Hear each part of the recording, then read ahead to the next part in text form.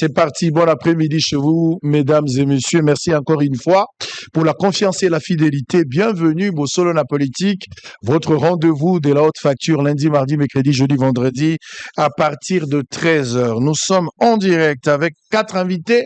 Au Bazari déjà annoncé, Bozolo Ndabiso Bisika Nyonso, parce que Bossolo Télévision, c'est les services traiteurs. Place Nyonso Yozwami, Nalibanda Mboka, Ozali Awa, Ozakola Nabiso na Beni, Ozana Bujimai, Ozana Kanyabayonga, place nyonso na biso na Lubumbashi, bozana Kiri na Chikapa, mbote na bino na Kinshasa na 24 communes à capitale. Bozana bamboka ndenge na ndenge, États-Unis, Londres, Allemagne, Toronto, Montréal, Dublin, Neuchâtel, bozana Zurich, mbote na bino, bande kwa Congo Brazzaville. Je vous espère en parfaite santé. Je vais prendre les informations du jour et puis après on va entamer directement 4 invités au total. Mike Mukeba Nkoso est avec nous sur ce plateau. Barnabé Moulingan également est de la partie. Joël Kitenge et puis Yves Mouekas à 4 invités au total pour réfléchir, analyser autour de l'actualité politique. Les numéros restent opérationnels par lesquels vous pouvez réagir à travers de messages, de numéros affichés au bas de votre poste téléviseur.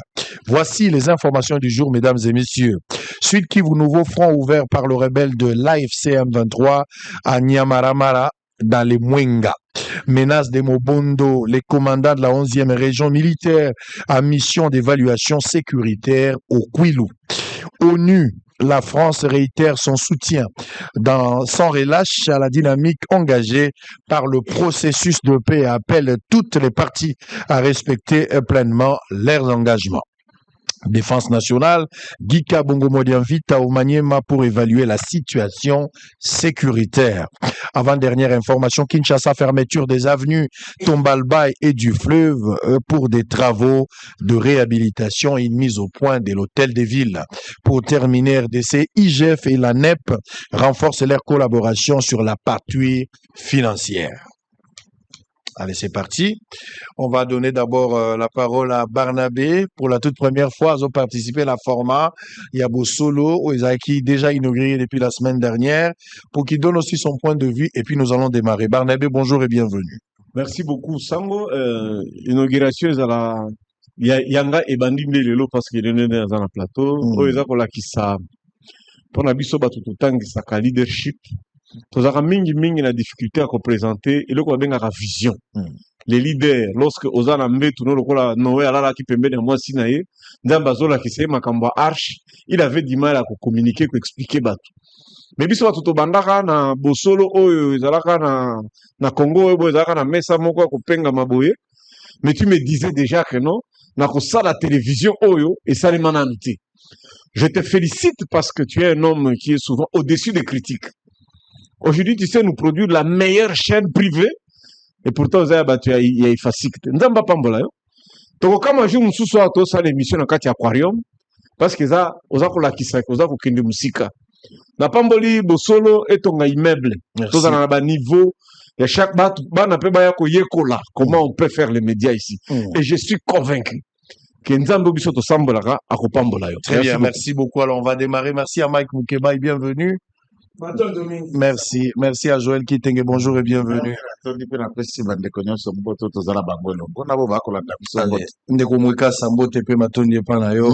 merci Sango. Allez, on va rester à l'essentiel. Nous allons commencer avec le tout premier sujet, Langito Lobelango, parce que ça fait débat depuis le week-end. Ezali démission, il y a policier. Il y a un commandant, Azali capitaine na grade nae, Azali SD à Légion, il y a pire, Toloba Leni.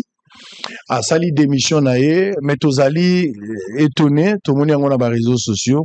Mobeko Elobinini, la loi numéro 13, il y a 1er juin 2013 portant statut du personnel de carrière de la police Elobinini. Mais avant cela, Boyoka d'abord binomoro la vidéo, Maloba Oye Moko Alobi. Nous avons vu la vidéo qui a été publiée. Regardez, on se retrouve après. Je vais vous lire les textes et puis nous allons permettre aux amis de commenter. Ou soit ils vont commenter, nous allons lire les textes après. En image, on se retrouve après. Bonjour, je me présente, je suis le commissaire principal Mbosso Kazadi Junior. Je suis S2 à la Légion nationale d'intervention. Je viens aujourd'hui faire cette vidéo pour annoncer, puisque j'ai déposé ma démission, je crois qu'elle a été refusée, mais je viens le dire devant toute la communauté congolaise, où qu'elle soit dans le monde. Je démissionne par rapport à tout ce que je découvre dans cette police. Le chef de l'État veut un changement. Le chef de l'État veut que les choses changent. Mais les choses ne changent pas. L'insécurité qui règne dans la ville-province de Kinshasa est une affaire dramatique. Les raisons qui me poussent à démissionner, c'est tout ce que j'ai découvert dans cette police. Dans cette police, on ne veut pas donner du travail à ceux qui veulent vraiment mettre fin à cette criminalité. On ne veut pas donner les fonctions adéquates aux gens qui ont cette capacité, mais on laisse fonctionner la police avec des gens qui sont nullement capables de pouvoir résoudre ce fléau. Les criminels aujourd'hui sont en puissance dans la ville-province de Kinshasa et un peu partout dans la République démocratique du Congo, suite à leur alliance qu'ils ont fait avec la police. Les policiers les protègent. Lorsque vous les arrêtez, vous les mettez aux dispositions de la justice. Ils disparaissent du district, ils disparaissent du commissariat. J'ai des exemples, j'ai des vidéos que je peux montrer où des gens qui ont été condamnés dans des audiences foraines, qui sont aujourd'hui en liberté, on leur pose la question, qui vous a libéré? S2, on vous pose la question, commandant district, qui vous a libéré? Bah, libéré un gars, qui non m'a libéré là. Alors c'est un peu décourageant. Alors moi j'ai décidé de démissionner pour ne pas participer à ce que moi j'appelle un génocide. Je ne veux vraiment pas y participer. Je démissionne et je préfère retourner à la vie civile, me concentrer à autre chose et trouver autre chose à faire. Voilà pourquoi je démissionne. Le numéro 1 de la police, le général Alonga Boni, a donné la marche à suivre. Mais tous les données qui lui sont données sont erronées. Je vous donne la preuve, les opérations qui se font de bouclage, de tout ça, ce sont des opérations non ciblées. Si ce sont des opérations ciblées qu'il vous présente, comme nous l'avons fait dans ce bureau ici, telle personne, il a tué telle personne, voici les plaignants. Telle personne a coupé le bras de telle personne, voici les plaignants. Nous avons donné dans ce bureau ici les premiers condamnés dans le district de Funa. Nous avons démantelé BG, Bomaye, tout le gang, plus de 32 personnes qui ont été condamnées. Nous avons démantelé le trafic de faux billets. La dame est dehors, elle continue à travailler. Alors nous, ça ne nous arrange vraiment pas de pouvoir continuer dans ce système-là. Voilà pourquoi moi je démissionne de la police. J'ai dit et je vous remercie. On espère. Nous sommes en direct. Je vais vous lire la loi et puis je vais vous laisser chacun à Zomalobana tourne. Et on va commencer. Vous voulez prendre la parole en premier? On va commencer avec Moukeba et on va prendre Joël, on va prendre Mwekasa et puis, ben voilà. Je vous lis d'abord la loi. On reçoit quelques articles, ça peut toujours vous aider de la manière que vous allez réfléchir. La loi numéro 13/013 du 1er juin 2013 portant statut du personnel de carrière de la police nationale. On récupère l'article 51, deuxième alinéa.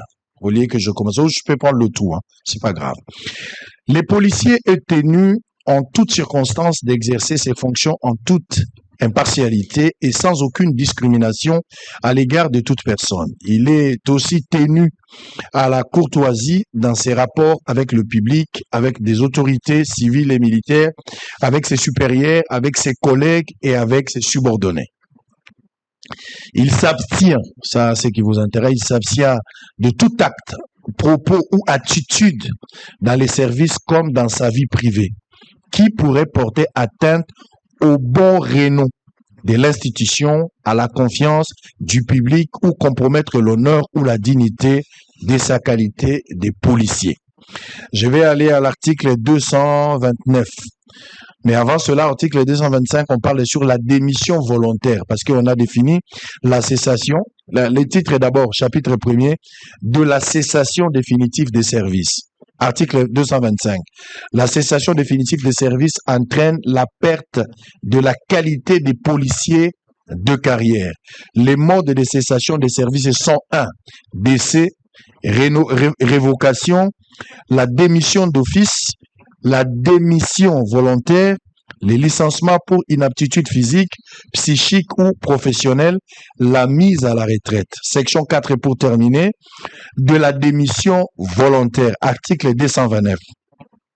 La démission volontaire est acceptée à condition que les policiers aient accompli 5 ans de service continu au nom de la police nationale.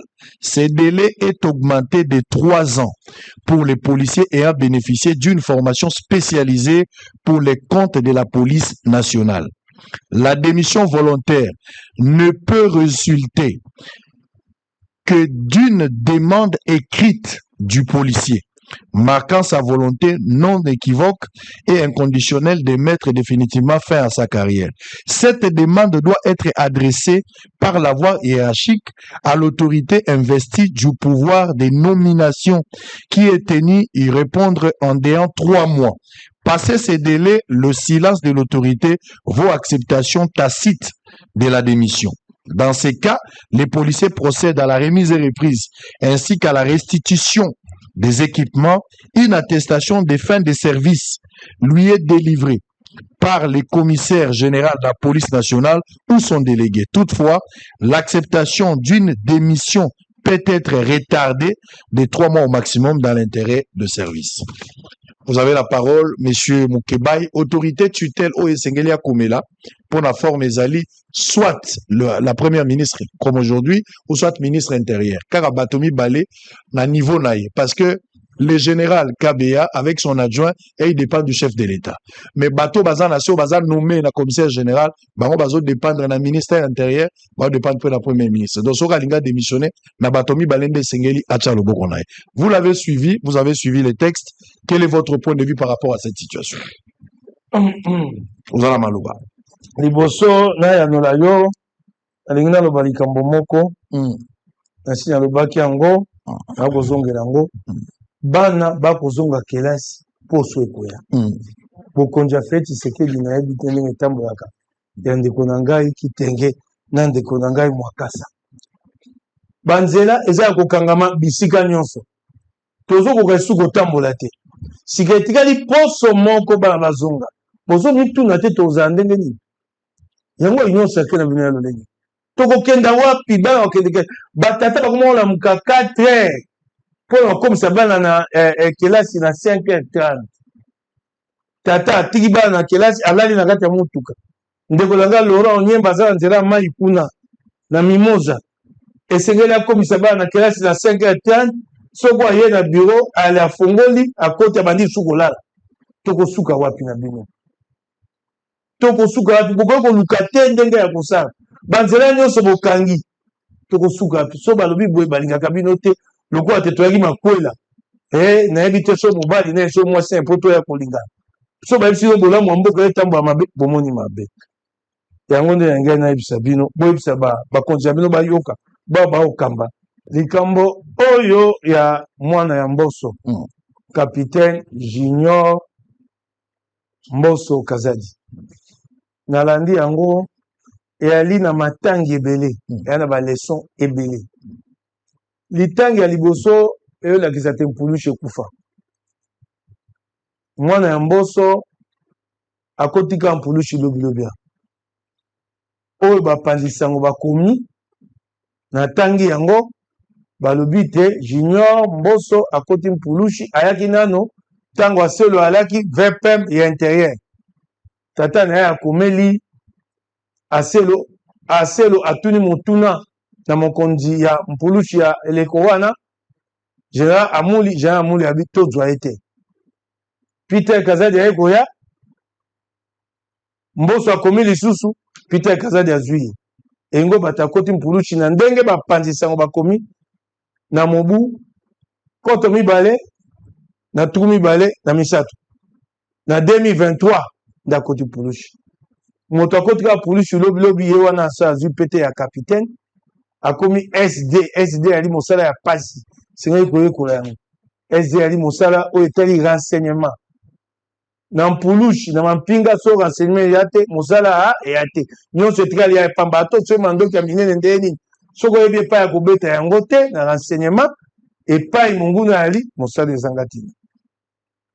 ezamba liboso te to mona bilembo te mpuluche kufi na bokonya fe Tshisekedi basambi saki ba mpuluche abulandaki mpuluche misato to mine batuye yo tanga mpuluche na tanga mpuluche te bapesanga be nzakomba na lati na mondoki babomi mpuluche koboma mpuluche eza esute ekufi mateya mosusu oyo esengeli matangi mosusu esengeli kobimisa na likambo wana eyali oyo Junior alobi ata balobi tasali mabe esengelaki adémissionné te ndenge ayeko banetando eke mpulucha kwaya koloba boye te wana buki bobeko kasi makambo alobi esengeli tolanda yango alobi makambo moko ya somo na esika azosala nayoki alobi te mama moko tokangaki ye mpo na basalaka mbongo alokuta asi abima makambo azoloba eza na ntina tosukaka te koloba te mpulucha kokoya na etando eke te kobata alongwe mosala alobi aza na bapreuve alongwe mbala mosusu na nzela ya mabe mpo kanda esali ye akomelaki bango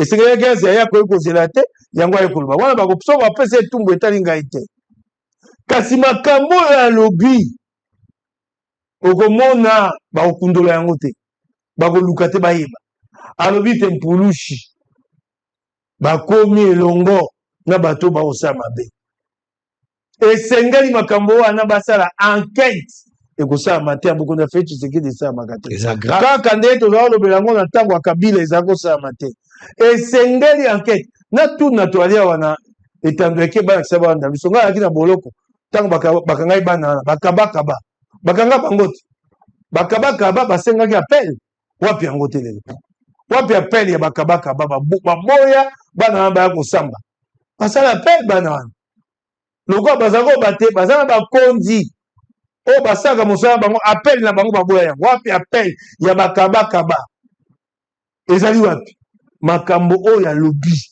ça demande une enquête Jacquemain Chabani yo kaka makasi ya kobengisa secrétaire général ya ensemble wana ozobengisa nani obengisi ya bolenge te biso tana mandoki te biso toko babe na monoko balakisa balingi tosisa kuluna mosala ntango ozolekisa ngonga 2 heures du temps à recevoir la délégation d'ensemble on est à mosala te nous ne sommes pas une menace pour bakomi na rapport Katumbi est en contact avec Kigali ça signifie quoi balobi nini babita zwi mandoki mosala ozala yango Jacquemain Chabani oyo esengeli osala lelo tosenga enquête makambo so bopesa etumbu etali ye nde mpe tata na ye kokota lokola azoyeba makambo bulamatali ndenge etambola te ye moko tata mboso mwana moto adémissionné so oyaki esika mosusu bapesi mboso etumbu kuna na assemblée nationale soki alingi olobela mwana na ye alobela ye na ndenge na ye kabine ya mboso kokota makambo wana te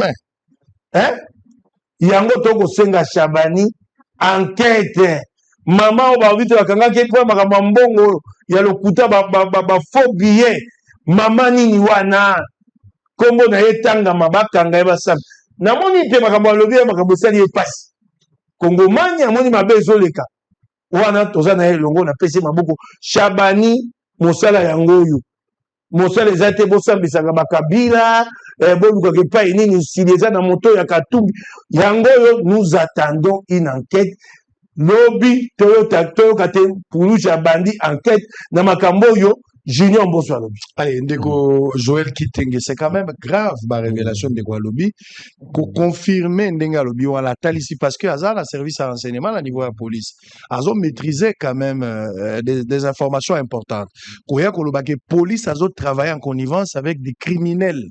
C'est-à-dire ceux qui bon moni ba criminels, je pense que général moko alobaki yangondi. Je pense alobaki ceux qui au moni nakati maele muto alobaka voilà, excusez-moi. Ceux qui au moni police to armée bako bundisa criminel mais bako kangaete c'est-à-dire criminel wala za la carte ya police pozo za la carte ya police te to na armée te bako kangaye vous avez suivi les frères de quoi lobby ral bon les causes na kanda à cause en a raison il a puisé par rapport à makambo za na kati mais vous avez suivi tout ce qu'il a dit avant que peut-être na ba conséquences si vous pouvez réfléchir autour de ça par rapport à ba propos mais d'abord les propos et la procédure. D'accord, merci d'abord na kovanda na propos pe na procédure. Tout en plaçant un mot na bandi ministère ya infrastructure travaux publics gouverneur gouvernement et tout autre ba trouver les biso solution na banzela pour tuzokemba pour notre kabara bara la classe kuna mukaba 4 kolamuka 5 heures tokomi onimba na nzela oriske akeboma na bana nyonso na mutuka na pongi ça balabala eza ya opposition te ya majorité te ya société civile te eza ya biso nyonso et on doit évacuer. Je crois qu'il est important ya kosala na butu na moi baacteur principal ya makasi okoki kopermettre évacuation ya bana soki biso moko bana bara kelasi te embouteillage eza boye soki ebandi je ne sais pas surtout na baécole catholique et balabala mpo balabala reste rigoureux soki 7 heures bakangi ekuke bakangi na bango ekuke okozonga na mwana na yo et c'est très difficile nous joignons nos mots na ndeko mike puisque wana eza likambo ya mboka wana likambo ya parti politique moko te eloko oyo etali mwana ya monsieur Mbosso eza eloko ya kokama. D'abord, comment devient-on policier na koyoka mibeko tu kotangela biso awa au-delà ya baarticle wana eza kolobela fonctionnement organisation ya police on sait qu'il y a liboso mpo moto akoma policier la police recrute ok formation mosilisi formation obandi koechelonner en grade na kotala TV pe caméra mwana ya citoyen Mbosso soko tuni okomona photo na ye pete ya lieutenant te okomona photo na ye pete ya adjudant te to ya adjudant chef to ya sous-lieutenant te to ya brigadier te tout ce que vous voulez likama liekoboma police na armée ezali moto akobanda lokola un nouveau recrit mazobanda déjà na pete ya commandement capitaine yari pete monene eyala na mampinga eyala na kotoyo. Il en est de même na loi oyo esala réforme ya police judiciaire du parquet na police judiciaire oyo bazodépenda ba OPG officier de police judiciaire tout oyo bazala kati ya police décret ya matata nawaki kosala réforme accompagnée par l'ONU a été annulé par le Conseil d'État. L'arrêt annula ce décret existe. Ok, na casier judiciaire. Papa Rabiso aza lelo général ya police judiciaire était directeur na administration na justice awa. Ake Kasangulu asali 3 mois. Abimi Kasangulu a commis général. Est-ce qu'on devient comme ça? Et ok, na casier judiciaire okute bako pesa le kumu ya général. Puis Azala qui peut prédécesseur na ye était aussi directeur à Bimi peut la général. Aujourd'hui, Azali directeur de cabinet à Excellence Jacques Mechaban. Son prédécesseur qui a été envoyé en retraite. Et il en est de même na FRDC où on appelle ça baka illustratif. Des procès oyo tosamba ki ya cortège ya mama Suminwa nande konangai dunia major ya IPHP. Tangu tolandi kosamba ya dunia. Ba question na plaidoirie ngai na aksaki yango, je m'attendais que l'officier du ministère public a requérir radiation pour révocation de la police. Pour quelle raison? Dunia soutient, na la TV, de PV existe, soutient que à côté na police en 1996. Barnaba vendu, je sais pourquoi Barnaba vendu. 96. 1996, voilà qui na gendarmerie. Tant que père Fidel les côtes, tout ce qui faisait et la police là c'est le Kadogo. Si ma yako kamata bokonzi na 97 na main, nde baeko banana 98, le premier recrit à police, na boba kendeki na idéologie na kitona, batu ya gendarmerie, na garde civile ya kala, qui constituait ma première noyau à commandement, ya police. Au salaki formation wapi? On a salaki formation na Bukavu ya police. Quelle année de promotion? 96. Na biso kokura on ba na TV ezala pas en direct. Na boza kindoki. 96 police ezala kite. Dès lors qu'il vous dit qu'il y a comment qui policier na 96, alors que police ezala na 96. Il ne vous dit pas qu'azala qui volontaire ya Zaïd, soit la garde civile ou la gendarmerie. Donc vous êtes face à quelqu'un azali na pété à major, mais ali civil. Alors, un civil, vous pouvez se péter à major, vous dites mon qui vous baguissier. Donc, comment tu peux une grande autorité, le premier ministre, Batelaï. Mais vous avez formé un bandit. C'est un bandit, en armes. au moins, Une bombe. de manière dérisoire, il va écoper de 20 ans et il continue à être policier. Ça, ce n'est qu'un élément. Et je peux vous en donner des éléments légion. Aselo, Kinshasa Zokolanda Biso, tant que Tshisekedi comme président, ministre à l'Iboso intérieur, c'est Gilbert Kankonde. Après Gilbert Kankonde, c'est Aselo qui va venir. Aselo a été. Tshisekedi est déjà 6 ans au pouvoir.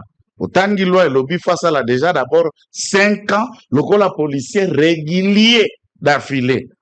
Tant que Aselo, Sima Aselo, Peter Kazadi, qui va être remplacé par Jacques, mais ça veut dire récemment.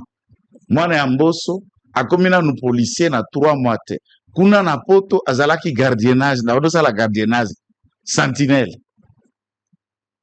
Portier, na poto, mais na Kinshasa, capitaine. Tata Naye a dirigé l'Assemblée nationale et il fait. Pas plus longtemps, ça je trouve que les enfants d'Amboso sont des bandits. Ah ouais!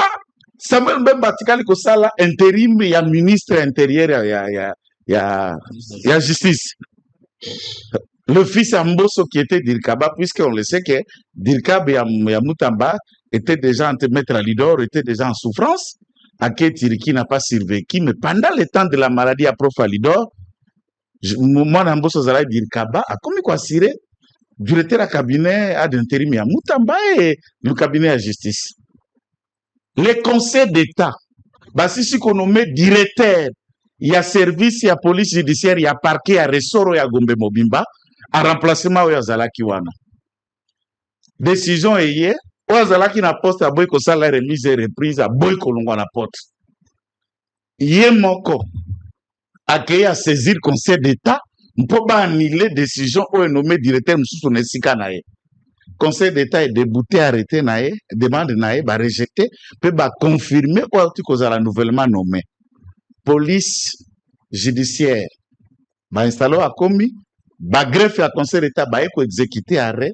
Moi, na Mboso, Dirkaba na justice, qui me suit, on a quel sous Dirkaba, na droits humains. Aïe na bagarde nae. Na parquet à Gombe. Tout le monde sait qui, on n'a pas ouvert la bouche. Pas ouvert la bouche. Il interrompt l'exécution, l'installation. Il y a un nouveau inspecteur, il y a directeur, il y a police judiciaire. Au soutien, il y a Oyo qui a déjà débouté et il interrompt l'exécution d'un arrêt de haute instance administrative qui est le Conseil d'État. Tout le monde sait qui. Bisson de Zarotier, France Boye, Mouli Selemba. Non.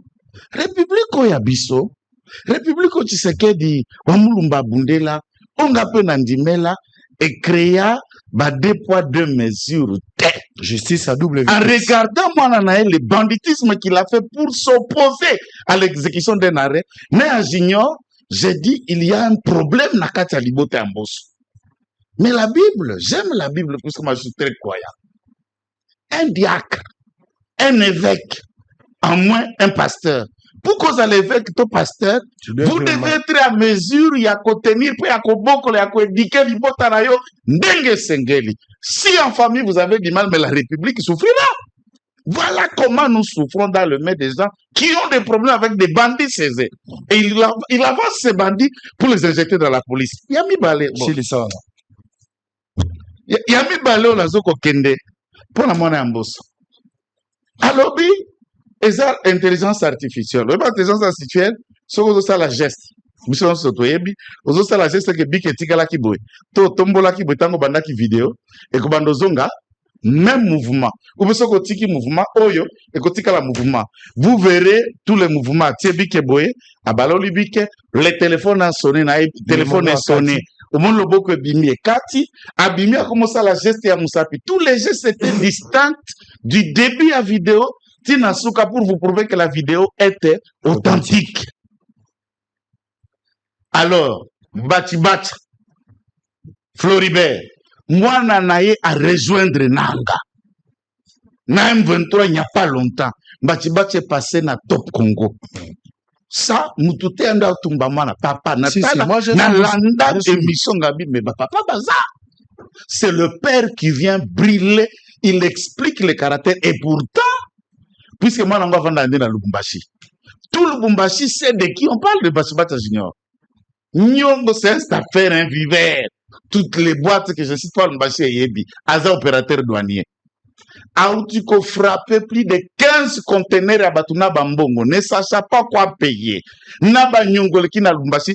Et j'ai entendu ça de la bouche de son père qui ajoute même que na teki lupangu moko pour souvenir na Banyongonyo swatiki. Tozala kanae divergent. Tala batata. Moi na kenzela mabe à côté liete. Mais Mbosso, moi na sali banditisme na police. Il envoie la communication à bureau de l'Assemblée nationale pour venir soutenir un brigand. Yo au mona biloko wala. Compte tenu de tout ce qu'il dit, je suis d'accord. Il y a un vrai problème malaise na police qu'il faille à ce que tokenda ko renouveler yango. Soko talata na balabala ka kikalungu bimi. Ba policiers là se bavandi. Regardez dans leurs esprits. Ils ne sont pas là pour réguler la circulation. Ils sont là pour chercher qui on peut frapper pour soutirer de l'argent. Vous lisez dans leur esprit psychologiquement, vous ne sentez rien de réguler. Et à la motard et la police à Bimi. Tout ça, ça part dans l'actif. Et il faut aller loin. Si et seulement si M. Peter Kazak aurait recommandé un civil pour faire de lui capitaine, c'est une personne arrêtée. Et à répondre de ses actes. On ne peut pas détruire la nation pour un intérêt à Kingani. Bon, ce qu'on est dit, Babiso, papa, Babiso, Zalamboka, enseignant, papa, Babiso, Poussé, na recevoir. M'koni papa, Babiso, Kutana, ministre d'intérêt, pour recommander un appel à Komatadjida. Très bien, merci beaucoup. Allez, on est en direct. Mwekasa. Makambo police, biloko mukeba ya lobby de quoi lobby, et zaba biloko moi, nayebi moi ndambo ya muke pour avoir travaillé avec le général Célestin Kanyama, alors qu'Azalaki commandant ya ville. Na fungo la parenthèse, on va continuer. Période de criminalité na Kinshasa ezalaki makasi. On se posait la question, mais makambo ezo utawapi? Bazo boma batu. Bazo luka trace ya manduki bakoyeba te manduki ezo utawapi. Jacques Kanyama azalaki na commandant na Lukunga, après Lukunga nda komi commissaire provincial. Baye ko landela likambo wana à l'époque, ça fait plus de 10 ans, 12 ans. Baye ko tala moto moko alaka responsable ya maison ya détention ya Minduki, ya ba munition. Yenda bomba magasin. Yende moto abomba biloko, abomba manduki, abomba biloko nyonso na masasi nyonso. Nzoka ye moko aza policier, akoti en contact na ba criminel, ba créer réseau na bango. Ya sala ka bilanga, zaka na bilanga te kaka ndunda ba otongaka bandako. Bato baki kuria kotala ebongeli ya boye ndenge nini. Nzoka ba criminel nde ba yaka na butu. Abimisi manduki o abombi na magasin, apesi bango bake coopérer. Soki ba opérer ba silisi ba 5h 4h bakutana quelque part bazongisi manduki ezongi. Manduki ezoboma o ezo opérer na circulation ezomona na te, ezoboma mapona otya ba trace. Parce que moto moko ta koki ko opérer bongo na manduki to na makambo wana soka zui complicité ou accompagnement ya bato te. Donc dans la dénonciation na ye, il y a des éléments importants. Mais est-ce que procédure ezali respectée, likabu ya qualité ya moto ya koti police. Voilà les autres réflexion. Vous avez la parole. Merci Sango. Oui, bah, sujet sécuritaire et la sensibilité belé. Mais ça peut être tellement important que le secteur le rôle à wana soit tout ma canicité et ça mabé pour n'amboka mobimba. Ngai musa na ngali boso na sala na vinanga na silisi classe na l'an 2000 na licence en droit. Musala malungu ezate, mutako pistonné azate, musala liboso na zona vina ngai na zala secrétaire particulier général oli qu'on appelle Mbote papa ou le kwesiko zali. Amara ngai na la police na D3 où ezali direction chargée à organisation na ba opération. Donc na contribuer ko cha moi réflexion na ngai na makambo etali organisation ya police. Des places na zoa goût ya makambo ya sécurité. So na yeba makambo ngo ebele eza pona yekola ki ngona makolo général oleko. Police na biso déjà na façon o ebotama. Moi problème ezali na kati. So tangi article 2 ya loi o elobi police na biso ezali un service. La police nationale congolaise est un service public, civil et apolitique, chargé de la sécurité et tranquillité publique. Donc, tolongwe na gendarmerie, où ils ont un corps, il y a militaire. nous avons voulu créer une politique civile, selon modèle, il y a France, ailleurs. Mais dans la pratique, police nationale va continuer qu'au tambola comme un corps militarisé. Alors que comme la loi, qui était, ils allaient un service public civil. Depuis 2006, dans la Constitution, il y a police. Tout ça, il y a un certain nombre de réformes. Notamment, on a mentionné, la police judiciaire des parquets, la police. Parce que dans la Deuxième République, tout ça, la police, c'est police au vrai sens du terme, et la police judiciaire des parquets. Mais on avait des corps, il y a des militaires, où ils avaient la police. C'est-à-dire, MROP, maintien, rétablissement, ordre public, na MDP, maintien, il y a ordre public. Donc, gendarmerie, na garde civile. Balobi teto créé corps moko unique, ou sangisa, ex-gendarmerie, ex-garde civile, police judiciaire des parquets, tobenyango, police. Mais dans la loi, tolobi eza service moko civil. Mais dans la pratique, ils ont fonctionné comme un corps militarisé. Il y a une gendarmerie qui les a dépend du ministère de la Défense, mais la police dépend dans le ministère intérieur. Donc déjà, dans la réflexion, dans le travail qui a produit la loi, pratique par rapport à Bisso, ils ont déjà bâtiment Koko Sonakati. Pourquoi? Parce que formation va pesaka naba militaire, na formation va pesaka naba policier, ce n'est pas la même chose. Pour objectif, il y a les alliés différents. Les lots 20 ans plus tard, il faut engager réflexion. Est-ce qu'il faut qu'on ait la formule à gendarmerie? Est-ce qu'il faut qu'on ait la formule à police? Ce qui est la formule à police, qu'est-ce qu'il faut changer? Parce que, dans le colonial, ce qui est la bilan, l'évaluation, tu es condamné à commettre les mêmes erreurs. Loi et lobby et établir des conditions pour nous la recruter comme policier.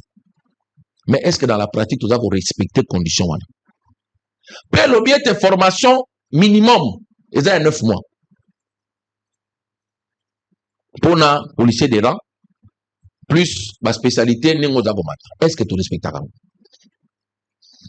Est-ce que pour un bateau, ils ont recruté dans grade ya likolo. La loi est claire. Ils ont soit ingénieur, médecin, juriste, ou recruter de manière spéciale, à côté de la grade sous-lieutenant, la grade officier, ou en cas de besoin, une ordonnance du chef de l'État. Et qu'on permettre le recrutement exceptionnel. Mais aujourd'hui, dans la police sur recommandation, Bana, bazo remplacer papa Koufi, moi on a récupéré le numéro matricule. Donc, base déjà, ils ont problème. C'est vrai, on peut tirer sur les fils Mbosso. Mais il y en a combien? Il y a qualité ou on a la police. Hier, bimi na poisa poa, hier moi sali vidéo, bimi si dénonciation na ye. Te buzo bana ye bimi si on a mis ça. Mais il y en a combien? Il y a qualité wana. Oh, bazali ko exercer musala ya police na kati ya mboka. Combien de fois on a entendu bato à côté bato na ndaku mutu moko akiko signaler na conteneur babite moyen to ye ezate tozaka na mundu ki moko. Ou bien moyen to ye ezate po to kokate. J'avais rédigé la même marque ya mundu ki bazana mundu ki ya ndenge nini. J'avais rédigé un document simplement pour na kosalisa mboka na biso va d'aimer comme du policier que j'ai transmis à mon frère Jacquemin Chabani. En tant que cas patriote, nous avons la loi mibale, loi où ils ont organisé police, la loi où ils ont porté statut à les policiers. Nous avons expliqué de manière simple en répondant à des questions simples. Le quoi, par exemple, question Liboso, et quelle est la mission principale de la police? N'a pas réponse simple. Question mibale, quelle est la nature de la police nationale congolaise? N'a pas question simple. Quelle est la différence entre les missions ordinaires, les missions extraordinaires, les missions spéciales de la police? N'a pas réponse simple. Pourquoi? Parce que tout ça qu'on constate, ce que lacune en termes de formation est makasi. Même si on a qui roulage na balabala, on se souvient qu'il y a un code de la route. On tourne avec un chauffeur, on se rend compte que les policiers ont un code. À part la notion basique, il y a pelakana rouge et pelaka vert. Donc, le problème, le fils Mbosso, c'est la face émergée à iceberg. C'est-à-dire, glace ya munene, parti ya mukie bimina mukilibwa komona. Mais na senango, ka fumba na glace yali. Il faut tout en la profondeur. Il y a situation à la police. Pour être tout ça là une bonne réforme. Sinon, parce que, quand même, l'accusation à formule est très grave. Quand il dit que, policier, baza complice, la criminalité. Mais c'est très grave. C'est très grave. Dans un pays normal, les lots parlement, il y a que mettre sur pied une commission d'enquête et établir. On a dans un pays, normalement. Mettre sur pied une commission d'enquête. La commission d'enquête, va établir ma responsabilité. Parce qu'on ne peut pas nous dire, il y a des criminels dans la police et la vie continue. Ça veut dire que la criminalité aussi, c'est grave. Il y a un magasin à bateau, qui prétend que un chef de l'État, mais ils trahir rien. Parce qu'en fait, quand un chef de l'État fait une promesse, on est à assignation. Elle quoi ce n'est pas lui à raison Sakimia. Ça veut dire que les collaborateurs sont chargés dans ma sécurité. Vous prenez cela comme une mission. Comment vous la bino, la mise en pratique pour atteindre l'objectif mais là, tout ça, des gens qui prétendent aider mon conduit, en réalité, pas aider. Parce que lorsque la police est commis dans un dysfonctionnement extraordinaire, au moins même grade, sur le lélo, basta la simple contrôle. Contrôle, il y a cursus, il y a formation. Batala, est-ce que chaque moto a la type la police, formation na yé, et balanina, pété à la tina mapeka. Peut-être la moitié de la police va continuer avec la banque. Très bien, merci, je vais revenir. Allez, Barnabé, vous avez la parole. Makamboza trop grave, hein. Peut-être Bazo Kango le quoi solo. Le quoi solo na Gambela. C'est la police. C'est-à-dire un policier azali place wana, azali na renseignement na kati ya légion. Makambo azolo beza moto ya balabala te, za bapandi sango kaka te, mais za moto akina manduki. Moto akina nyoso abi na zongi na ngana vie civile. Azongi te po alembi, azongi te po abeli, azongi te po mwasi na ya tungisi, mais azongi po amoni que et ça les lieux toujours ça la criminalité au eza la Kinshasa pe na Congo mobimba. Police ne aza ko causer yango parce que azo travailler en complicité ba criminel. Obi que c'est une accusation grave basali na police et ko créer méfiance ya population vis-à-vis ya police. Police esengeli attirer makambo na polele. D'abord, tant qu'on a lundi, naoki kolenga na kanisa kina sali fièvre. La valise quoi qu'on commis tout na vie, mais type est-ce qu'il y a une information que faut soit siège à papa naï? Peut-être parce que n'enge prédécesseur ba lobby. Au combien quand n'enge ni soko lobby bilo quoi bon. À moins que aux bima na police ou que qu'on soit kiti ya papa naï peut-être azalaka peut suppléer ya papa naï il faut vérifier. Est-ce que quand il fait ça, est-ce que réellement dans un bureau à l'État? Pourquoi la dit Sokotote kasi ala tango ya suka aka taper le sac to eba ke bon le sac on ya suka yango wana. Bon azoro bana kati ya bureau oyo.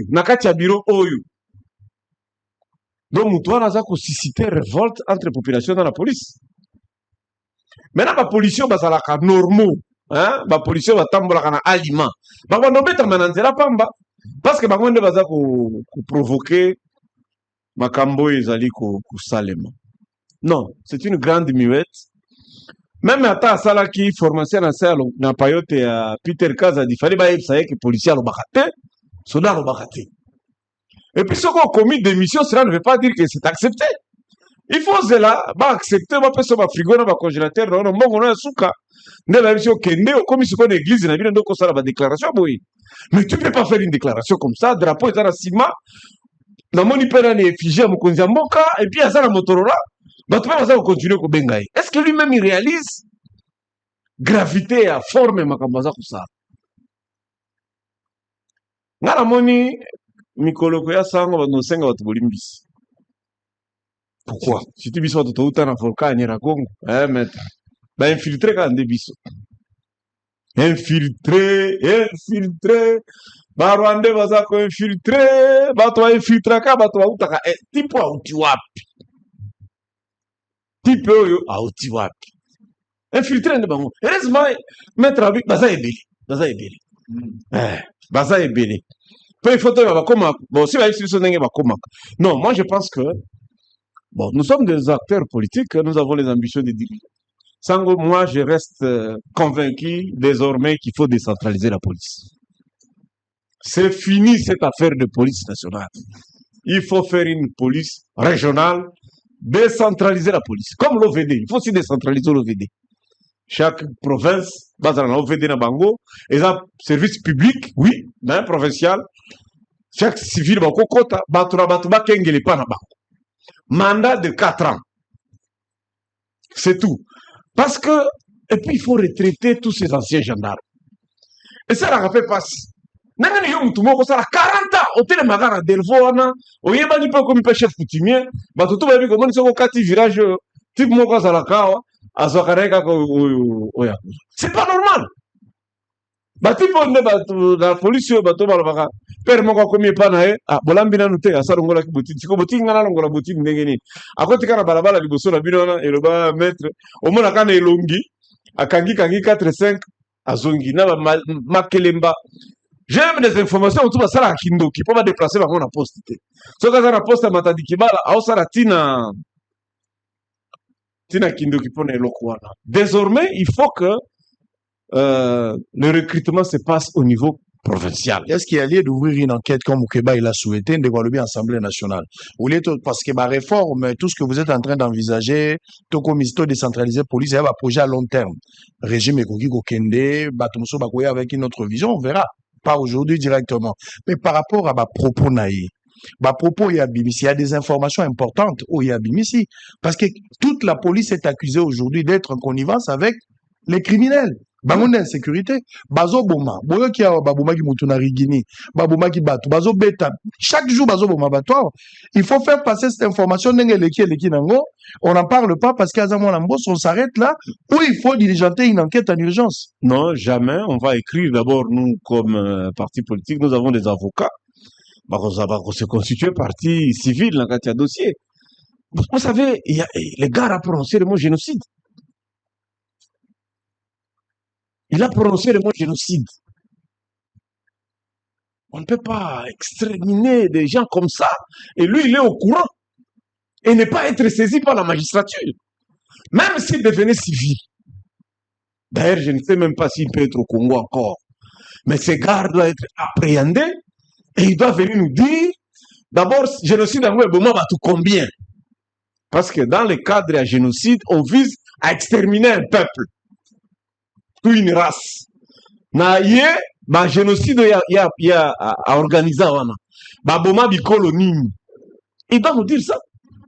Et notre parti, nous allons nous engager à écrire pour dénoncer. Batobele encourager, féliciter courage naïe, il a osé quand même. Est-ce que vous êtes d'accord? Il y a makambo ya kozala courage à dénoncer. Et là le bon, kozomo na ngone. Iboso na ya na ina ba yozo mo makambo makasa na kitenge ba sa te na deboyo. Si Singapour ça débat boto ngesika nanga opposant. Pourquoi opposant? Si Singapour ça débat makambo bokomi ko telemela. Bokomo telemela makambo et puis banda bozo bokonzi bobongisi nini. Na kamwe si Singapour ça débat bozo ebonga na ngai. Basaka débat bon. Yo komi ko dans un pays normal donc fait tu sais que là le pays qui gère n'est pas normal.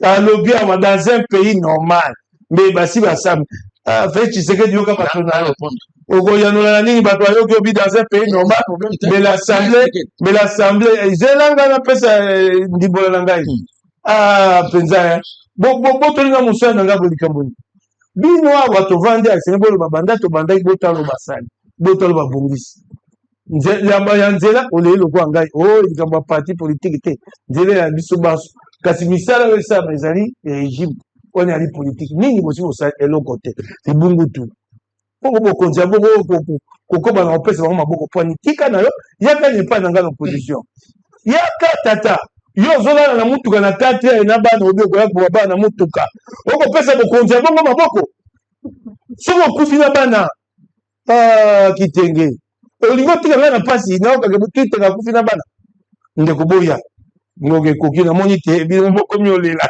oyo ndekolaka mwa azali banda mboka bino boleli te nazokende na yanolona malembe likambo ya décentralisation moi je suis pas d'accord police yali pouvoir régalien eya na biloko oyo esengeli gouvernement central aya nango na maboko ata topesi na baprovince tokabola tokopesa yango mobimba te entre autres police eyali makambo etali bokenge ya mboka kopesa yango mobimba te eke na baprovince soki te ekolongola pouvoir central ete ya monene ya bokonzi na ye wana dambala tokoki koyokana na barnabe napesa mpona yango nalakisa te police eza kokufa basala bankete te babomaki moto na torture bakanga koye mopepe natiki ye na boloko nayebi te soki atiki wabima nsima na nga na service spécial kolo asunga ye po ye Olivier Punga ye moto azalaki te bato ye bato abomaka ye amema ngambo est-ce qu'il y a eu une enquête on a jugé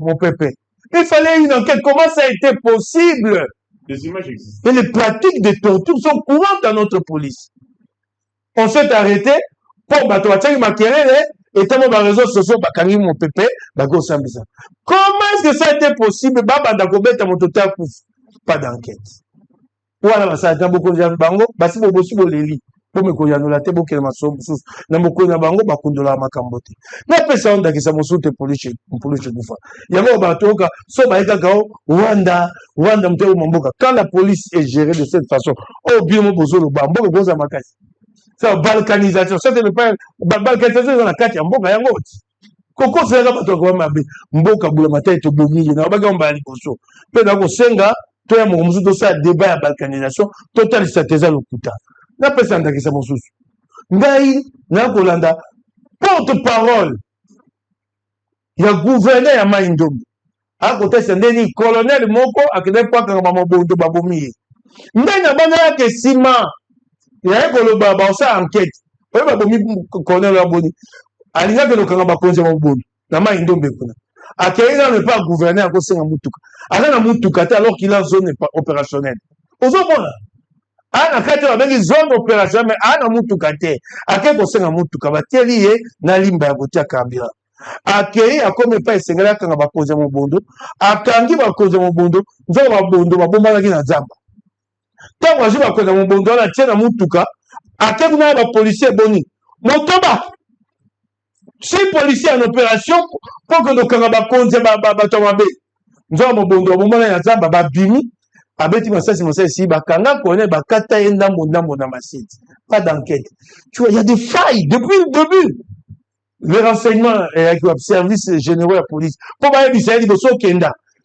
kuna banguna bali bokenda bapulushi motoba te kenda na bango tuku mitano fo 5 balaki wapi il y a pas eu d'enquête eloko ekokoma mboko eyotambola kaka ndenge kabila bakutu bamosusu sikoyo ekomi mabe il n'y a rien qui marche. On va continuer. Il y a quelque chose à ajouter sur ça. Très rapidement, c'est toi que nous prenons rôle naïe à ta composant.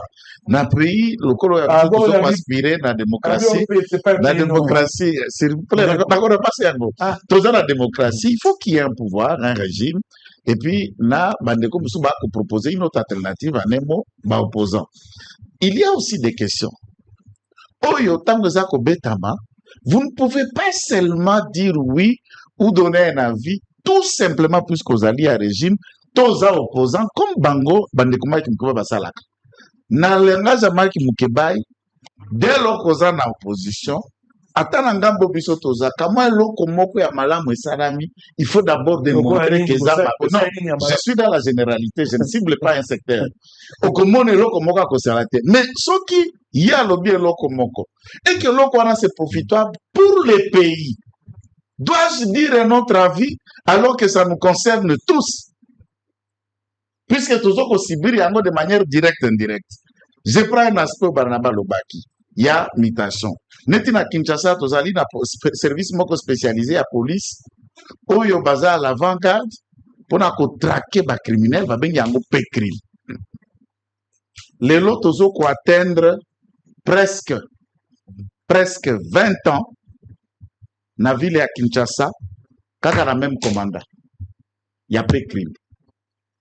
Est-ce spécialité, efficacité pour quelqu'un qui traque les criminels, qui est là, à attendre un lobby, on suppose que puisque d'autres éléments d'enquête et d'analyse de la police ont y à remettre en cause aussi l'implication dans certains cas. Il y a des crimes qui sauté des yeux, les éléments, il y a police criminelle.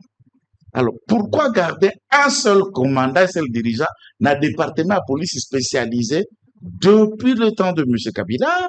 Tifeli Tshisekedi, c'est le même pasteur qui est là. Très bien. Ça, c'est une question. S'il a été efficace, criminalité diminuée à Kinshasa, après, il peut être un bon commandant dans la Kumbashi, il peut être un bon commandant à Kisangani pour imprimer, j'ai dit, s'il a été. En les gardant, au point où, au cas où on a fait crime, et comme on a fait bazamena ba miroir ko akwanda kwanganga mtu kala baiba koteni pesa boy tout ça ba ningisi biloko bo bakei 2 jours après okuti mtu kana na pe crime. Mais on ne vous dit pas les procédés, comment c'est arrivé.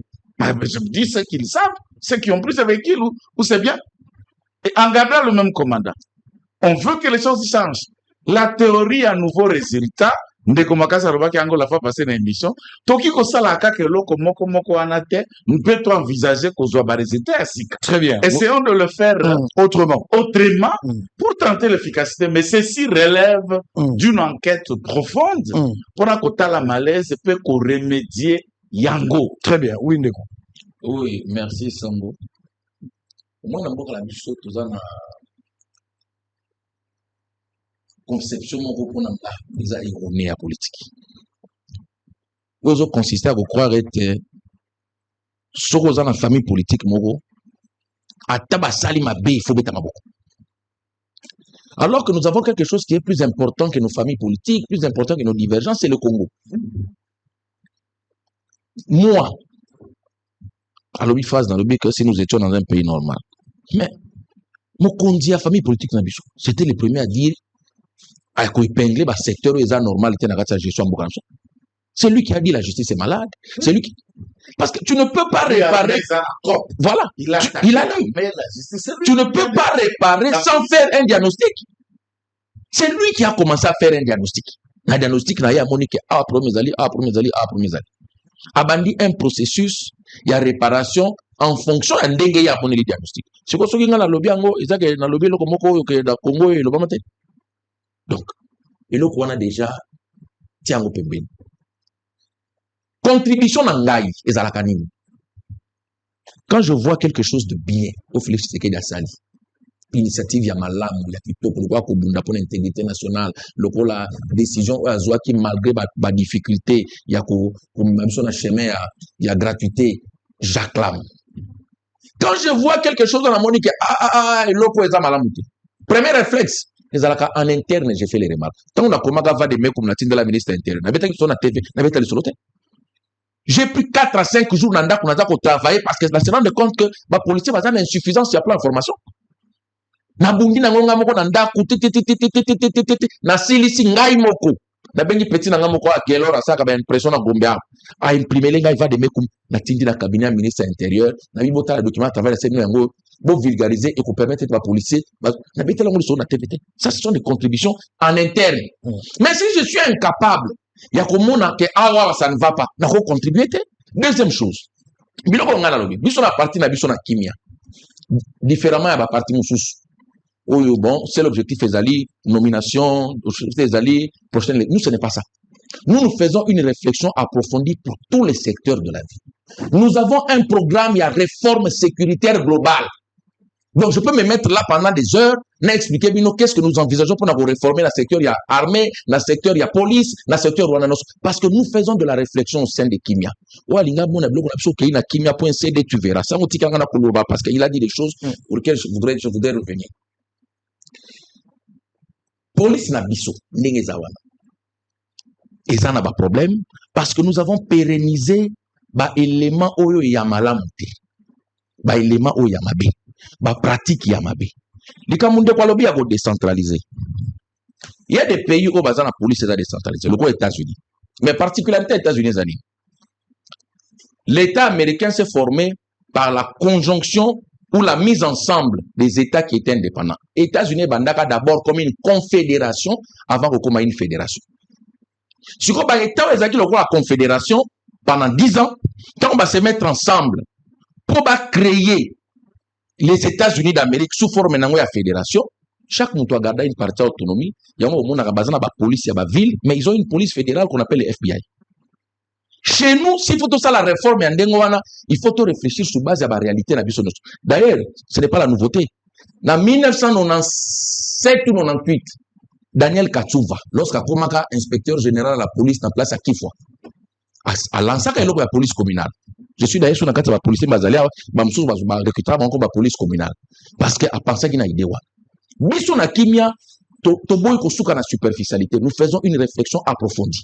En utilisant ma compétence, ma membre na biso, et ça va baser expérience na Kinshasa, et ça va baser expérience na Libanda.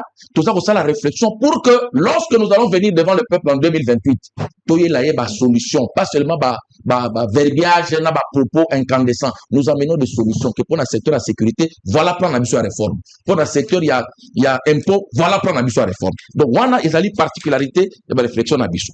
Mais avec ce logo ya likambo ba kisi na kata la police. Ça je vais vous raconter sur une expérience personnelle. Il y avait un bureau qu'on appelait le bureau d'investigation traditionnelle. Na Ipekinoan. Au bas de ça, l'enquête na kisi.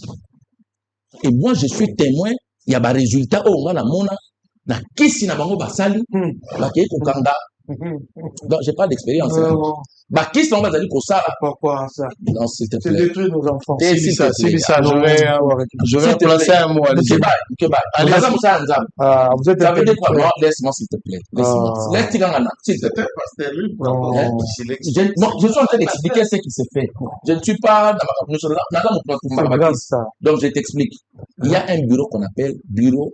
Je ne sais plus ce que c'est là-bas, parce que ça fait quand même autant d'années que naïveté, mais à l'époque, il y avait un bureau. Et si quoi, ils allaient quand même. Si tu fais, mais tu peux même ça débattre. Bureau, voilà, basali. Boulamata n'est pas endimi. Dans la police, il y a un bureau d'investigation traditionnelle. Il y a moi, je vous dis, au lieu de se contenter pour ça, la critique, dans le plateau de télé, apprenez à connaître votre pays. Qu'est-ce qui se on est se contenter de critiquer il faut fermer ce bureau. Moi, je ne peux pas le connaître. Justement, il faut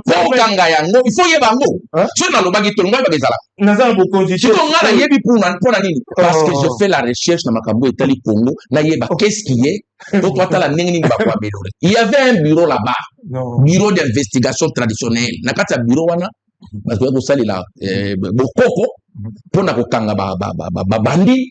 On a kokanga pour ça ba opération minene d'ailleurs na kotanga ba kombote mais ba kinwa nyonso akala boyebi ba kombo ya ba grand policier wa zéro travailler na kisi pour na traquer ba bandi. Maintenant ce que moi je dis c'est quoi? C'est que dans tout ce que nous faisons comme réforme, il faut d'abord commencer par faire un état des lieux profond. Pas se limiter à dire, regarde le point là, mon pouvoir, allez, je commence à acclamer des choses sans comprendre. Le point là, mon opposition, là, on va critiquer sans comprendre. Ça, ce n'est pas expliqué. Bisona qui m'a fait expliquer. Bisona qui tango boya, na lisolo na mo bibeta kwa asenka dogo tipino batolo ba mama tango boya ka ba gojo tout ça. Toyebi ke na makambo ba rebelle, ezala batongo so ba seza ka boko ka okata ka mwa banzolo ko pona bibate na soli ça c'est boye ko taete ezaka pe solo to lokuta. Il y a un pasteur, mais témoignage en est à la solo même l'aéroport, même en aéroport en Djili, tout le ça la ici pour ce que qui s'habille il faut arrêter ça. C'est le sous-développement ça. Il faut former les hommes et les motiver. C'est-à-dire que il faut arrêter ça. Ceux qui ont par exemple chargé à Koluka Diamba, ceux qui ont un Diamba dans sac na borné télé. Alors, allez-y. Allez-y. Batupe ya bureau te wana ya la police wana obalukaka mituka basalaka cercle lokuta soki atali axe na soki eza kuna te plan elali allez on va changer de chapitre.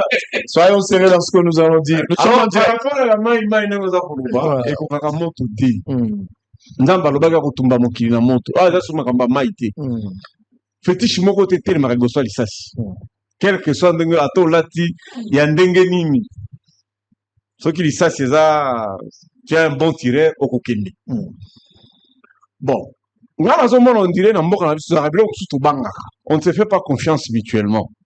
Mais tu peux être gouverneur de ta province d'origine avec la rigueur la compétence on peut te faire confiance. Bambongo à 40% de la province, Il y a rétrocession. Ils peuvent quand même recruter les jeunes. Moi, je parle le texte. Hein. Non, attends, la pratique, c'est pas 40%. Bon, moi, je pense que... Il y a une rétrocession forfaitaire. Je parle de ce que je vais faire. Oui, je te donne, en tant qu'ancien député provincial, na Ebishiyo, batinda à 40%. Alors, mais texte, c'est qui va payer ça 40%. C'est l'article 177 de notre constitution. 40% fait étical. Bon, à 40%, moi, je suis parmi ceux qui ont négocié la constitution. Moussa Nango, entre autres, gouverner Faso Mbaka. Uniforme à policier, bottine, il ne faut pas qu'on foute à Bango. Nous pouvons avancer à ce niveau-là pendant que ça, que Mbongo est un gouvernement central et Awate. Quand ça arrive ici, si ça tombe entre les mains de vos gens là, les gens que tu as cités, et comme il y a aventure, mais il faut plutôt expliquer bien l'article 3 de la Constitution. Lorsqu'on consacre que les provinces ont l'autonomie judiciaire, Nani, expert en droit, l'autonomie judiciaire, l'autonomie financière, l'autonomie administrative. Les provinces sont administrées par les organes locaux. C'est-à-dire que Kinshasa ne peut pas appeler un gouverneur. Parce qu'il est élu par une assemblée provinciale, c'est l'assemblée qui doit les sanctionner. Le niveau national ne nous propose pas une gouvernance de qualité. Au niveau national, tous les aventuriers mingi. Ils ne savent pas sanctionner des gens. Au niveau national, on va respecter. Comment on peut appeler un gouverneur de province, gouverneur d'ici à 10 mois, 2 semaines, 3 mois, et il n'est pas réussi. Il attend qu'il ait la hiérarchie. Quelle est la hiérarchie d'un gouverneur de province? Alors, il ne faut pas tout continuer à bouiller. La constitution, elle est très claire. L'article 171, on sépare la gouvernance provinciale à la gouvernance nationale. Article 175, 40%, il faut être Kalaka. Alors, ça ne doit pas être 40%, il y a une opération et tout. Il y a un policier. Nous avons combien de policiers qui peuvent courir? Policiers, combien vont attraper l'ennemi au Salina et Yoga? Policiers, ça l'entraînement du SWAT. Maintenant, voilà l'infiltration. Non seulement, la police, il a quelle compétence? C'est-à-dire qu'il va continuer à opérer, il a la chemise, il sait manipuler l'arme. C'est un gars qu'il faut appréhender et maîtriser. Et d'autres qui entrent comme nous apprenons ici, il y a des pasteurs, ils ont 20 ans. Non, attention. Maka Oyo, il y a facilité. On dirait c'est pourquoi on ne fait pas faire la guerre. Vous savez que c'est scandaleux. Je ne sais pas si je peux donner cet exemple ici. C'est chez moi quand même, je suis de là. Vous ne pouvez pas si vous pouvez m'autoriser parce que nous voyons ça. Les villes libérées là, vous savez qu'ils ont opéré sans policiers et il n'y a pas eu d'embouteillage. C'est-à-dire, à un moment, par circonstance, il faut que tous les policiers ne soient pas qu'ils en front. Il faut les envoyer au front, tous ces gars ici. Les messieurs ici, il faut les prendre et les envoyer au front. Peut-être, d'ailleurs, tant que ça, la Kabila, on a un courtoisie, on a tout le temps bien out. Pour ça, la Kabila, on a un Alekisio, Yopolikisio. Très bien. Bandeko Bozola na bisoto changer chapitre kota na makambo etali procès ancien chef de l'État Joseph Kabila Kabange. Ce qu'il faut retenir la police avant de prendre une petite pause qui va nous ramener pour la deuxième partie de l'émission avant de terminer la journée. Bozola na biso Mukeba yazali awa Kitenge Joël azali Mwekasa et puis Barnabé na dévoilé on a yebité na makambo etali police pour avoir travaillé avec le général Kanyama comme journaliste dans la information na makambo nyonso na mona mosala les salma. Je pense que gosuka place wana mais là qu'on a yebi lelo c'est que je dois dire ce qui est autorisé, je ne me reproche pas. Police na biso dans la pyramide renversée lelo soko tali constat comme on a plus des officiers que basoda mulongo baza mingité. Il y a aussi un problème sérieux à recrutement, un problème sérieux à formation au niveau de la police, mais aussi un problème sérieux, il y a mis solo bakotia la police et logistique d'une manière générale. Là, la police a des carburant. na station na 24 et puis na niveau ya rond-point Mola. Police aza na nyongo ya carburant. La police provinciale ya ville province ya Kinshasa. Et là passe tant que police azo kende ko defa biloko modèle wana. Donc toza na ba défi ebelé au sein ya police ezo poser problème. Eza na bato ebelé na police ba yaka musala te. Policier asomba 207 moko abulaka. Aza na sprinter.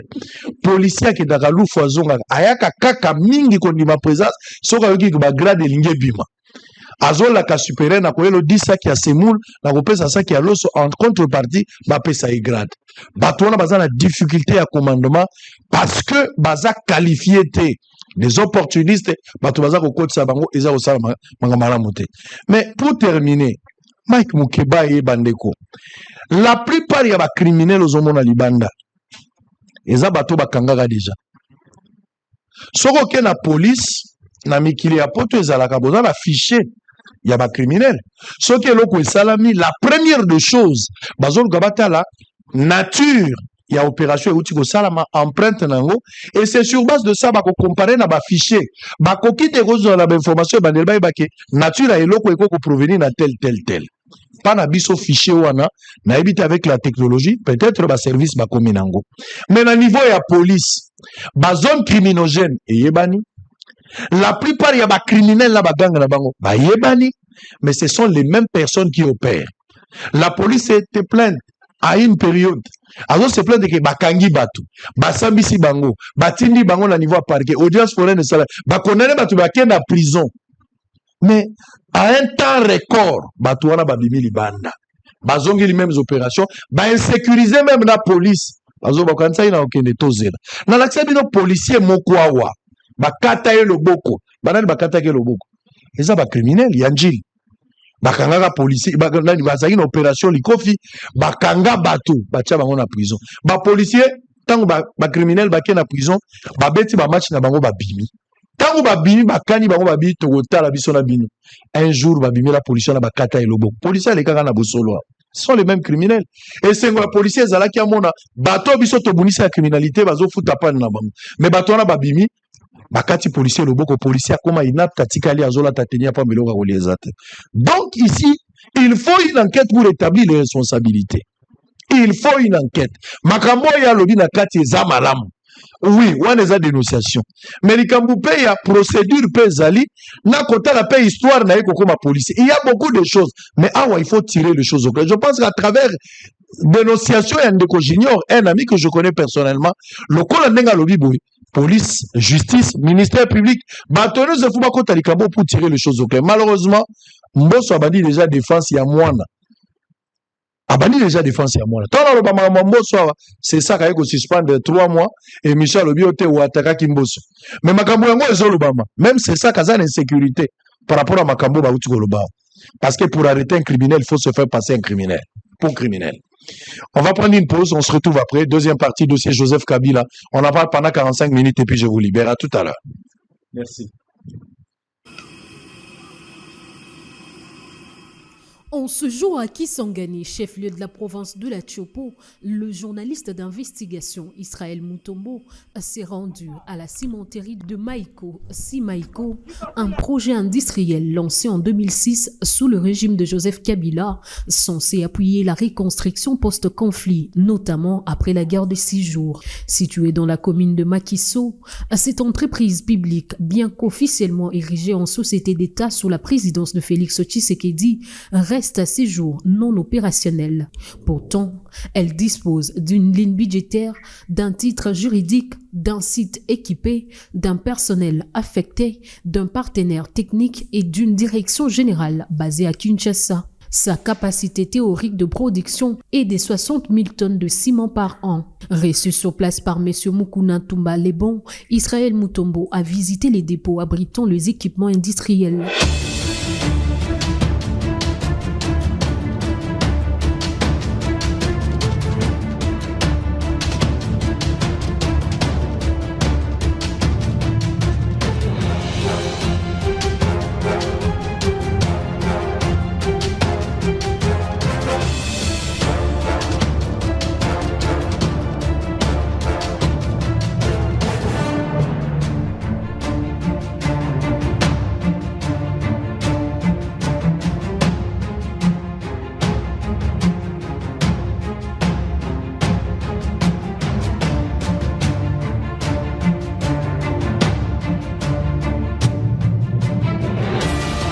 Au cours de cette visite, quelques explications ont été fournies. Projet Bandagi na 2008. Projet Bandagi na 2006. 2006. Machine comme na 2008. Na 2008. Mais il est là. On a initié le projet.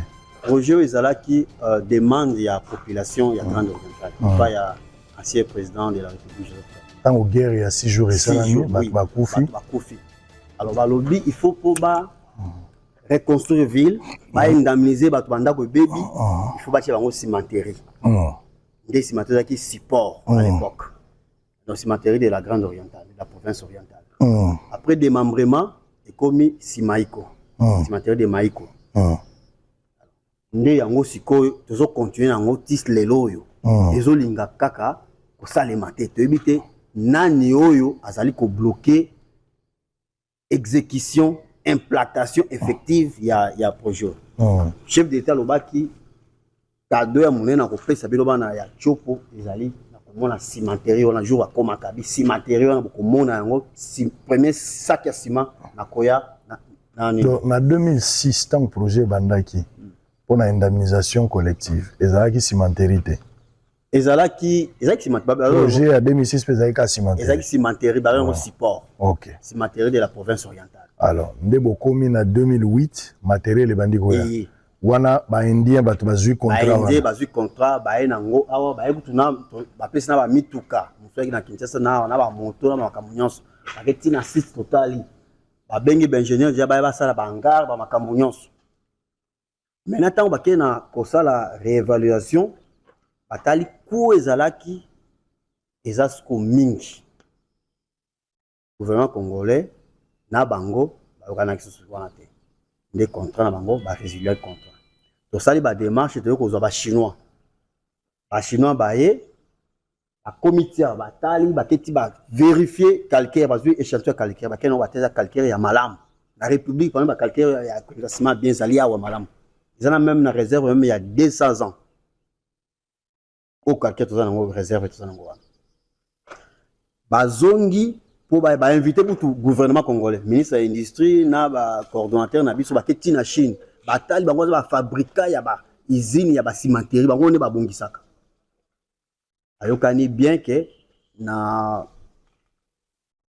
année prochaine bazoya na Kinshasa les ambulani ezaki na 2019 Balbi année prochaine voilà avènement Fachi nde ba chinois bango kozonga donc banda ba indien bakendaki sous Kabila moto ayaki sute tina 2018 na 2019 ba chinois ba ye covid pe bandi makamutu ba chinois batikali kuna pomoni kuna nezaki lokola bastion ya covid surtout confinement ti kosila boye banani ba coréen pe baye ba coréen tant baye ba demande wani koya tout un problème te oka kozala prêt pour exécuter ay bango pe depuis bake libela ndesi côté kozwa ba émirats arabes bango nde ba comité na Kinshasa ba fungona représentation na bango ba fungona banque ba signer contrat siko mais nous avons un contrat avant on n'en avait pas et maintenant avantage pour nous parce que avec Fachi dans un numéro comme maintenant société en part entière c'est ça l'avantage et nous avons des titres bango peut sous la condition de élargir na ba hectares pour le photo na 24 hectares pour le moment que tina 5 hectares pour il faut ba tonga ba infrastructures sociaux hein ba école ba habitation ya ba gens ba marché ba hôpitaux tout ça ba stade na place wana skato ziwana les projets ndenge totelemi wana kolala nyonso yango kolala sikoyo depuis oyo ba émirats arabes bayaki suka nde yango wana tile suka wana eloko mo wala fachala kibino na mbulani bon ezaki 2022 à 2022 que non 2022 nde usine ko parce que pour monter wala promesse à 2019 que na 2022 aussi depuis 2022 azonga suso te azongaki mais akoma kuna te awa ayana no suso awa na awa été mais na kisangani akomaki ba rappeler ye population rappeler ba député pe ba rappeler ye alobi ayebi projet wana et ko salema mais promesse na liboso za 2020 d'ailleurs ba tela ki biso projet on a mode d'urgence on a mode d'urgence pour payer mais yango ba tout ça le cas mais comme on a phase de finalisation pour mbongo bima efandi pour le moment FPI et outil ko pesa biso crédit comme à niveau où il fallait bima mais efandi crédit bo senga ipona ni pona ko bongisa nzela o ba il ba poser ces conditions to bongisa nzela et puis na ba bongisa accessibilité à site mais comme chose la normale société za l'état oh mikanda bozui eza l'état l'état imo so aza ko limba na ko sala nzela. Les conseillers financiers s'est dit surpris de l'arrêt total de financement de frais de fonctionnement autrefois destinés à l'entretien du site. L'époque de l'ancien Kabila, on peut tout dire, les frais de fonctionnement venaient. Ça permettait de faire la visibilité et de faire la maintenance du site. Parce que les pots, depuis qu'on a construit, on ne fait plus la maintenance. Au niveau des sites là-bas, on ne fait plus la maintenance.